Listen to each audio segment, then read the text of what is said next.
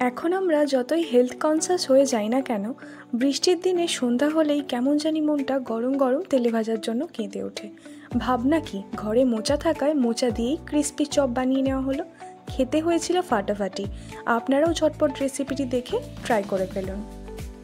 কড়ায় তেল গরম করে কিছুটা জিরের ফোড়ন দিন, অ্যাড করে দিন কুচি করে কেটে রাখা পেঁয়াজের টুকরো।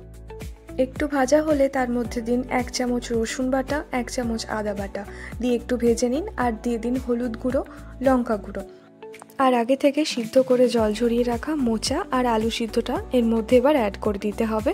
এবার দিয়ে দিন পরিমাণ অনুযায়ী নুন, 1.5 চামচ মতো ভাজা মশলা।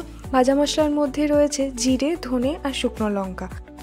এবার এক এক করে অ্যাড করুন কাঁচা লঙ্কার কুচি, নারকেলের টুকরো, ভেজে রাখা বাদাম, 1 চামচ গরম মশলা আর একটু কস্তুরি মেথি।